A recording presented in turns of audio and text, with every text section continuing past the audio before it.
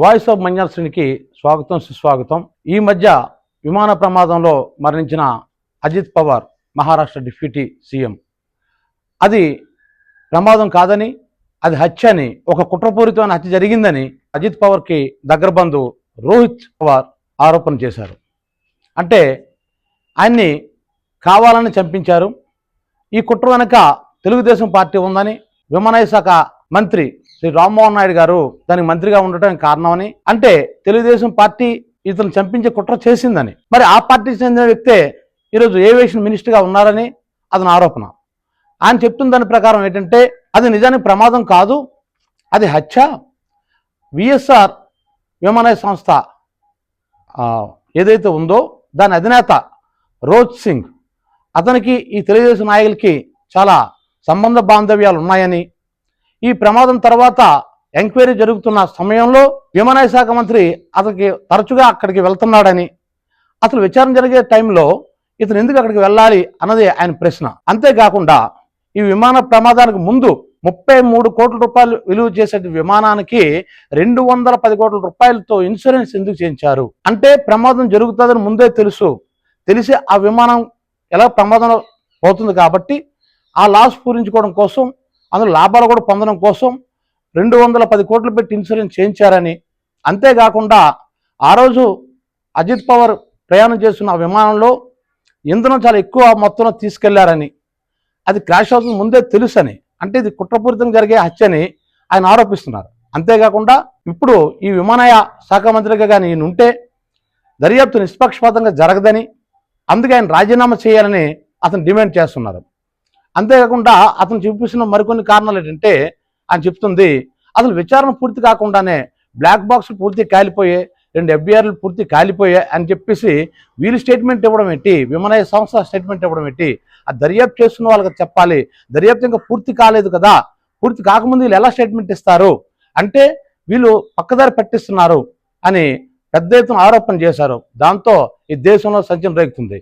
అప్పుడు విమాన ప్రమాదం అయిన వెంటనే మనం జ్ఞాపకం తెచ్చుకుంటే మమతా బెనర్జీ క్లియర్గా చెప్పారు ఆ రోజు. ఏంటంటే ఇది ప్రమాదం కాదు, ఇది హత్య జరిగింది, అంటే ఇది కావాలని కోరుని చేసినటువంటి ప్రమాదమే, అంటే కుట్ర జరిగింది ఇందులో అని చెప్పేసి విమాన ప్రమాదం జరిగిన మరుసటి రోజే ఆవిడ ఒక స్టేట్మెంట్ ఇవ్వడం జరిగింది. అయితే దాన్ని అప్పుడు ఎవరు పెద్దగా పట్టించుకోలేదు, ఎందుకంటే అపోజిషన్లో ఉంది కాబట్టి ఆవిడ, మరి బెంగాల్ సీఎంగా ఉంది, అక్కడ ఎన్నికలు గట్టు ఉన్నాయి కాబట్టి దానికోసం బీజేపీ మీద ఒక నెపం వేయాలని ఆవిడ అలాగని ఉంటుంది అని చాలామంది భావించారు. అయితే ఈరోజు సాక్షాత్తు ఈ అజిత్ పవార్ ఎవరైతే మహారాష్ట్ర డిప్యూటీ సీఎం ఈ విమాన ప్రమాదం మరణించారో ఆయన దగ్గర బంధు ఆరోపణ చేయటం, అది తీవ్రస్థాయిలో ఆరోపణ చేయటం అనేది ఈరోజు దేశంలో సంచలనం రేగుతుంది. అయితే ఇక్కడ ఒక విషయం, అసలు ఆయన్ని హత్య చేస్తే టీడీపీకి వచ్చే లాభం ఏంటి అంటే, దానివల్ల వీళ్ళకి ఏం లాభం ఉంటుంది? రాజకీయంగా వాళ్ళు మహారాష్ట్ర ఉన్నారు, ఇక్కడ తెలుగుదేశం పార్టీ ఇక్కడ ఆంధ్రప్రదేశ్లో ఉంది, ఇక్కడ నాయకులకి అక్కడ మహారాష్ట్ర సీఎంని చంపించవలసిన అవసరం ఏముంటుంది? ఇంకా ఆర్థిక కోణాలు కూడా ఉన్నాయనంటారు. అంటే ఆర్థిక కోణాలు అంటే ఏంటి అంటే, ఇలా చంపించడం వల్ల వీళ్ళకి డబ్బు ముట్టిందా, ఇవన్నీ కూడా ఉంటాయి కదా. ఇప్పుడు హత్య చేసి అంటే దాని తాలూకు ఉద్దేశం అయితే ఉండాలి కదా, మోటివ్ ఒకటి ఉండాలి కదా. ఏ మోటివ్తో చేసి ఉంటారు? ఈయన తాలూకు ఆరోపణ వెనుక పూర్తిగా వివరణ ఇచ్చుంటే బాగుండేది. ఏదో ఇది అంటే పూర్తిగా దర్యాప్తు జరగకముందే మనం ఎవరు ఏం మాట్లాడడానికి ఏం లేదు, ఎందుకంటే ఇవి నిరాధారణ ఆరోపణలు కావచ్చు, లేదా ఆయన అనుమానాలు కావచ్చు. అనుమానాలు వేరు, వాస్తవాలు వేరు. నిజంగా జరిగిందా, దానికి తగ్గట్టు సాక్ష్యాలు ఏమైనా సరే ఉన్నాయా ఆయన దగ్గర? కేవలం ఈ మంత్రి గారు అక్కడికి అంటే దర్యాప్తు సంస్థలతో వీళ్ళు మాట్లాడడం అన్నదే ఒకటే అనుమానమా? దానివల్ల ఏమైనా మారిపోద్దని అనుకుంటున్నారా?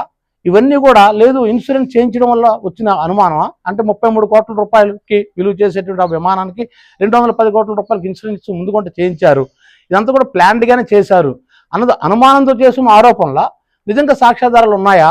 అది అంతేకాకుండా రేపు అంటే ఆయన రాజీనామా చేసేయమంటున్నారు, ఈయన చేస్తారని నేను అనుకోవటం లేదు, చేసే నిష్పక్షపాతం దర్యాప్తు జరుగుతుందని చెప్పేసి ఆయన అభిప్రాయం కావచ్చు.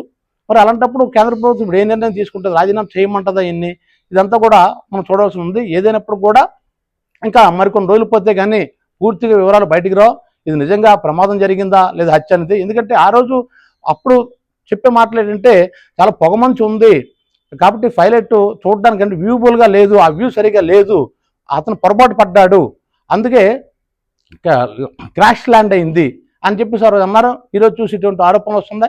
ఏదైనప్పుడు కూడా పూర్తి దర్యాప్తు జరిగితే బెటరు. దీంట్లో సిబిఐ కూడా ఎంటర్ అయితే వాస్తవాలు బయటికి రావడానికి అవకాశం ఉంది.